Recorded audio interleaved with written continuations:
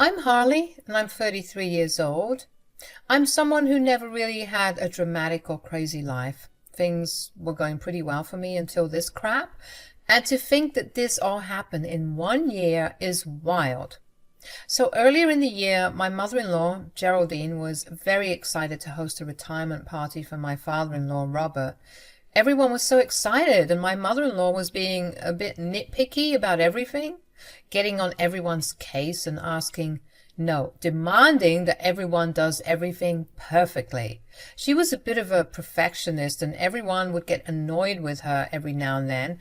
But to be honest, we were just so excited to give Robert the best retirement party he'd ever seen, because he worked so hard and he deserved it. Don't I at least get to know what the theme of the party is? Nope, not one bit. It's a surprise, Dad. I know, but it's killing me. Just give me something, anything. Just know that it's going to be the best party you've ever been to. Don't worry about the rest. Now, my husband Dane and I were involved in the planning too, but honestly, I was just there for the free food and to support my husband. Dane's dad, Robert, was a cool guy, and I didn't mind helping make his retirement party special. But as the planning went on, working with Geraldine got more and more stressful. She was on everyone's case about the decorations, the food, the guest list, you name it. Dane, didn't I tell you to get the terracotta streamers? That's what I did. No, this is orange, not terracotta. You're going to ruin everything. I'm sure it'll be fine. It's going to be pretty dark, so... Did I ask you? Oh, I guess not. Exactly, so shut your trap. Mom, don't be an ass. And don't be an idiot. You're making it really hard to work with you, you know? Well, maybe if you listened to me, I wouldn't have to be like this. Geraldine was getting on everyone's nerves, and some friends and family members dropped out of the event planning just because of how awful she was being. This just made Geraldine hound down on us, me and Dane, even more. Obviously, Dane and I couldn't drop out of organizing the event because, well, we loved Robert and we felt like it was going a bit too far, leaving Geraldine with no one to help her. So we decided to fug it out and deal with her BS. I know that retiring is a big thing, but did it really need a team of 20 people to put everything together? Geraldine was being extra, as always, with her planning, having unnecessary 2-hour meetings for things that could have been sent in an email. I know we all hate when that happens. But Dane and I stuck through it, of course, for the sake of Robert.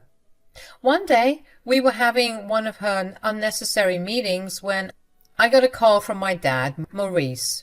Now, a little background about my dad.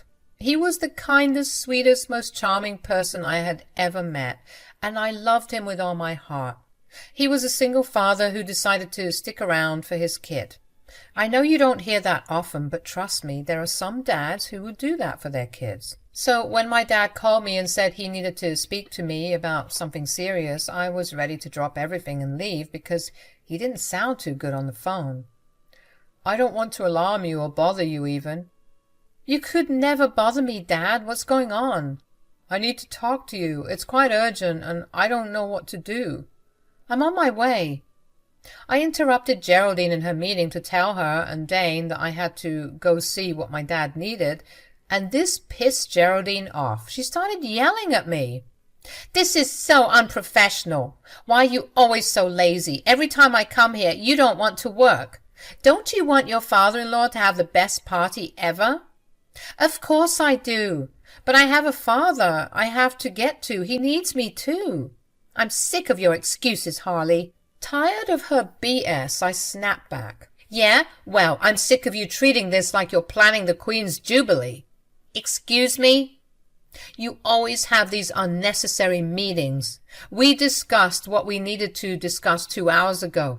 Yet here you still are, stressing us out because you're a perfectionist. Oh boy, that's when she really let me have it. She was shouting at me, calling me all sorts of names, and out of respect I did my best to contain myself, while also trying to explain that I was concerned about my dad. Dane was telling his mom to calm down, but she just started yelling at him too, saying some things I never thought a mom would say to their kid, and that's when I said, "Forget this, I'm leaving. Take me out of the group if you want to." I slammed the door behind me, and I could still hear Dane and Geraldine arguing when I was getting in my car. I drove as fast as I could, feeling this sinking feeling in my stomach. I didn't know why, but my gut was telling me that I was about to get some horrible, horrible news. When I got to his place, I found him in tears, and this instantly broke my heart. In my 33 years of living, I had never seen that man cry, so I knew that this was something serious. "I'm dying, Harley. They told me that I'm dying." He said that the doctors told him he had lung cancer, and that he had 2 to 3 months left to live, if that. It felt like my whole world was crashing down. How could this even happen? I told him to tell me everything he knew, and he went on to say that one day he wasn't feeling well, but he was putting off going to the hospital until it was getting hard for him to breathe. When he went to the doctor, they told him that they found that he had lung cancer.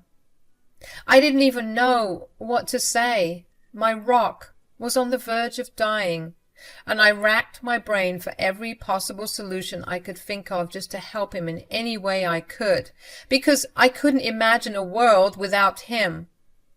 We both broke down and cried in each other's arms that day. I didn't know how else to feel. I didn't think that anything like this would happen. It turns out my dad had a pretty weak immune system, which is why they didn't give him long to live. I spent the rest of the day just hanging out with him, spending time laughing and crying and reminiscing on the good times. When I got home late in the evening, I was met with Geraldine, who was still very pissed. Apparently she expected me to come back home 4 hours earlier. Whoops. Because I was already feeling sensitive, considering the horrible news I got earlier, I just broke down. Dane immediately came up to me and asked me what was wrong, and I told him the news. "What's going on, babe?" "It's about my dad. He's sick." "Oh, Harley, I'm so sorry. What happened?" "Oh, come on, Harley. People get sick all the time. It's not the end of the world." "Geraldine, this is serious. My dad has lung cancer, and the doctors say he doesn't have much time left." "Well, I don't see why we need to make such a big deal out of it. People survive cancer all the time." "Mom! Show some damn compassion. This is Harley's father we're talking about." "That was such a rotten thing to say." "Maybe, but it's true. We have more pressing matters now. Besides, haven't you heard those stories where the doctors say some crap like, 'You have 2 weeks left to live,' but the person survives? All I'm saying is, don't believe everything that you hear." "Mom, this is not the time for your bullcrap. Show some empathy." "I won't be yelled at by my own son." "Well, maybe it's time you left. Harley's going through hell, and we don't need your negativity right now." I should have known a wuss like you would take her side. Whatever. You two are useless anyway. I'm leaving." In the following weeks, Geraldine slipped back into our lives like a shadow, never acknowledging the hurtful words she had said to me during such a vulnerable moment. She went back to her usual meddling and micromanaging as if nothing had happened. Typical Geraldine. Then one day, Dane and I received a call from Dad. His voice trembled as he explained that things were getting worse, urging us to meet him at the hospital. Panic set in, of course, and Dane and I rushed to his side, and when we arrived, the sight of my father, frail and connected to all these thingamybobs and tubes, made me so scared. The doctors were baffled as well, wondering why my dad had declined so quickly, and their uncertainty only made things worse for me and Dane. Dad, weak but still trying to reassure me, struggled to speak. The tears were just streaming down my face uncontrollably. I clung to every moment, fearing it could be our last. The medical staff advised us to not speak to him as much as he needed to rest, so Dane and I stayed by his side, crying in silence. We ignored Geraldine's calls, and even after we told her that we were at the hospital with my father, she continued to call and bother us. Those weeks at the hospital were like a never-ending roller coaster, and every day felt like a mix of emotions. My dad was hanging on to life, and I was caught between the reality of losing him and the stupid stress of the retirement party. It was a juggling act of emotions, one moment crying in the hospital room and the next putting on a fake smile for Geraldine's sake. Obviously, my involvement in the planning was dropping, and Geraldine's anger only grew. She just couldn't comprehend that my world was falling apart. I've honestly never met someone more cruel. I didn't have the energy for her perfectionist whims, and some days I just didn't hide it at all. This wasn't about decorations or party favors. It was about watching my dad slip away. Then finally the day of Robert's retirement party came. Geraldine, being the queen of the event, seemed a bit more composed and relaxed. It was showtime for her stupid, redundant planning, and everyone was feeling the excitement except me. While they were setting up the champagne and some last-minute decorations for Robert, I was thinking about my dad. Of course, Geraldine gave me crap for how I was acting. She expected me to be the life of the party and to match her enthusiasm. If only she knew the struggle of keeping up appearances when your world is falling apart. Dane tried to stand up for me, and bless his heart, but every defense was met with a verbal attack from his mom. It was like a bad dream, caught between the surreal celebration and the painful reality of my dad's deteriorating health. I felt like an actress on a stage playing a role and smiling for the audience while crying behind the scenes. Then this bad dream turned into a full-blown nightmare. The night took a dark turn when the hospital called, saying things didn't look good for my dad. They wanted me there to say goodbye, using that machine thingy, the ventilator, to keep him going, because without it, he might have been gone sooner. It hit me like a ton of bricks, and I hurriedly grabbed my stuff to rush to the hospital. But just as I was making a beeline for the door, Geraldine, the party maestro, blocked my way. "Where the hell do you think you're going?" I told her what the nurse had told me, explaining the urgency that every minute counted, but Geraldine, lost in her own world of perfect parties, wasn't having it. Instead, she started yelling, insisting that I stay because the party was more important than my dad dying. At that moment, shock met grief.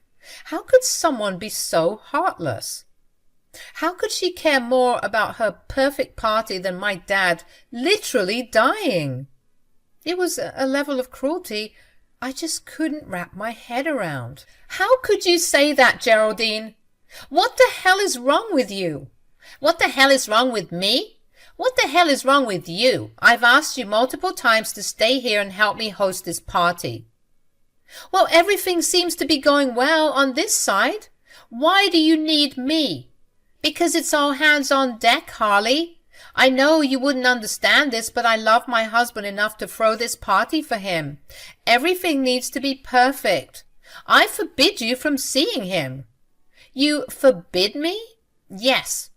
I'm not going to let you or your sick dad ruin this for me. I mean Robert. Don't you dare leave." "I don't have time for this crap. I'm leaving whether you like it or not." I stumbled towards the door, Geraldine still yelling behind me, turning our disagreement into a public spectacle. So much for having the perfect retirement party, right? Why would she cause a scene at something she's been working on for months? It just didn't make sense.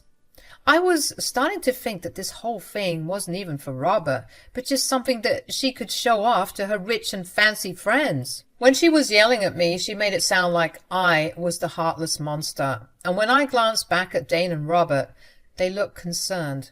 They knew about my dad's situation, of course, so I'm sure they didn't mind. In fact, the only person who seemed to mind my absence was Geraldine. Dane tried to join me on the mad dash to the hospital, but his mom, of course, stood in his way, starting an argument with him. Time wasn't on my side, so I couldn't wait for them to sort things out. I needed to get to my dad ASAP. Rushing to the hospital, I found him looking weaker than ever. Every cough seemed to rack his body with pain. He couldn't even speak, and I knelt beside him, tears streaming down my face. It felt like the entire world was collapsing around me. In that heart-wrenching moment, I knew I was losing my dad. In the middle of the chaos, Geraldine's calls kept coming.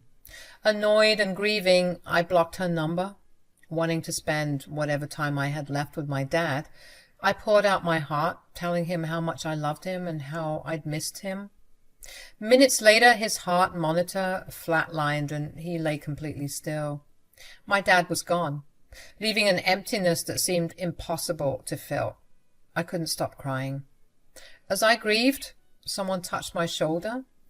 It was Dane, who had finally made it. He was crying too, and he held me close, whispering apologies for everything.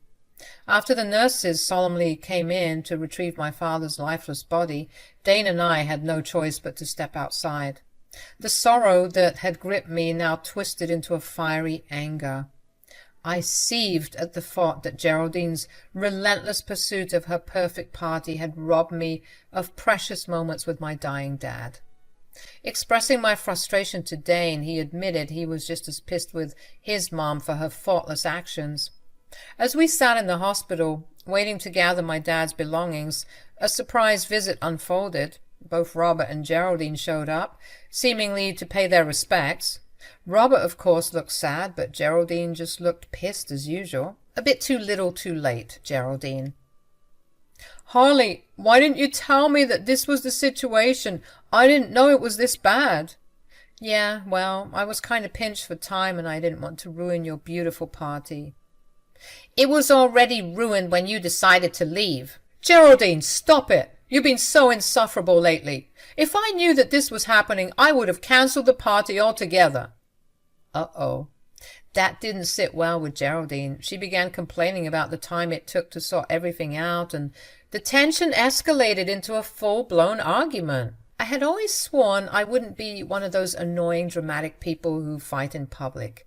Yet, here we were, caught up in a scene that felt straight out of a soap opera. I couldn't help but notice the curious glances from onlookers as our family drama unfolded in the hospital corridor. "You think the whole world revolves around you, huh? Morris just died, Mom. What is wrong with you?" Geraldine went off on Dane as usual, throwing names and questioning his worth.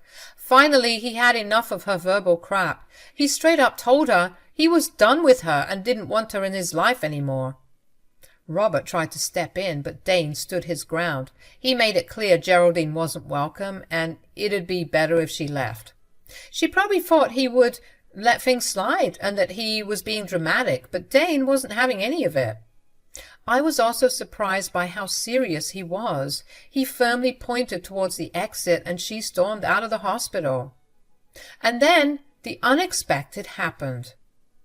On her way home, apparently, Geraldine got into a serious car crash. Turns out she was speeding and not paying attention, resulting in a nasty collision with another car. Dane and I only found out later in the night as we had left the hospital and were getting ready to plan my dad's funeral. We had planned to spend the rest of the night just grieving and taking things easy when Robert called us with the news. "You guys need to come to the hospital quickly. I'm on my way right now. The paramedics were saying that she's broken a lot of bones. One of her ribs punctured her lungs, and they're saying it looks like she doesn't have much time. Please, hurry." We cut the call, and we were just trying to wrap our heads around what was happening. This was a lot to take in. I mean, I literally just said goodbye to my dad earlier in the day, and now this? It was all so crazy. I got up, getting ready to do what Robert said, and when I saw that Dane wasn't even getting up, I looked at him, confused. "I'm not going to the hospital, Hal, and you shouldn't either." "What? Didn't you hear your dad? Your mom might not make it. Doesn't matter to me. She's always treated me like crap. Why should I care if she's dying? I know you two have had your issues, and I know today wasn't easy, but Dane... I'm being serious, Harley. I don't want to see that woman. It sounds crazy to say, but he was being serious. He didn't care about his mother anymore. He said she was already dead to him, and he meant it. Cold, right? I tried getting him to come with me, but he just wouldn't budge. So I had to leave him at home like he wanted and made my way to the hospital. When I got inside, I dashed straight to the emergency room where Robert and Geraldine were. Geraldine looked like a complete wreck, wrapped up head to toe in bandages, tied up to all these tubes. I'm not going to lie, it was really triggering considering my dad looked a bit like that not too long ago. I felt heavy, and being in that environment was not good for me. What made matters worse is that she wasn't her usual bitter and pissy self. I had never seen her act like this. She was frantic, and she looked like a hurt, lost puppy. Understandable, given the pain she must have been in. But it was just odd to see her mask slip because she clearly wasn't expecting this. When she spotted me, she burst into tears. Oh, thank God you're here. Thank God? Yeah, she was really scared. I don't want to die. Oh, God, Robert, please, I'm so sorry for everything. I don't want to die. Please, I promise to do better. I promise I'll be less of a nuisance. Shh, my love, just rest. It will all be okay. Oh, my God, where's Dane? The whole situation felt like I was stuck in some family drama I never signed up for, because now I had to be the one to break the news to them that their son was not coming. This revelation hit Geraldine like a ton of bricks, and Robert just looked hurt. Really? I thought he was parking the car or something. Nope. I tried to get him to come, but he said he was being serious earlier, when he said that he no longer wanted to be in Geraldine's life. What? How could he say something like that? Call him! Robert tried to call Dane, but he kept rejecting the calls. That's when Geraldine realized that she had lost her son, and she didn't have any time left to get him back. There was some awkward silence in the room after that, and I wanted to crawl in a hole and die. I can't believe he doesn't want to come. He's being dramatic, right? How could he not want to see me? Well, I mean, you were mean to him. But that's no excuse. I'm his mother. He's supposed to come to see me. Well, Geraldine, I hate to say it, what with your condition and all, but you're not a nice person. Excuse me? Harley, this is not the time or the place. By the looks of things, we don't have much time left. So when am I going to get the chance to say this? Robert, I want her out of here. Don't worry, I'll leave, but not before saying this. You have made the past couple of months a living hell for me. I've been trying to see my sick and dying father, and you tried to prevent that from happening. I hate to say it, but this just sounds like some good old-fashioned karma. What the hell are you getting at? You tried to keep me from seeing my own dad today. What makes you think you deserve to see your own son before you die? What? How dare you? Why, you're crazy if you're thinking I deserve this. I don't think. I know you deserve this. You're an awful parent, and you don't deserve the love you get from your husband and your son. But now it's too late to love you again. And you did this to yourself. Geraldine was starting to feel like her normal self in that moment, I guess, because she started yelling at me as best she could and telling me to get out. I had no choice but to leave her and Robert behind, going back home to find my husband, who seemed to be more upset at my father's passing than his own mother's condition in hospital. Then, at 3 a.m., the news hit us. Geraldine had passed away from her complications. Robert called me to break the news, knowing that Dane probably wouldn't answer the call. Honestly, the whole situation was pathetic and sad. Do you know how awful you have to have your own kid refuse to see you when you're dying? I know she must have felt like absolute crap, and not just from the broken bones, but from knowing that she didn't have her son by her side on her own deathbed.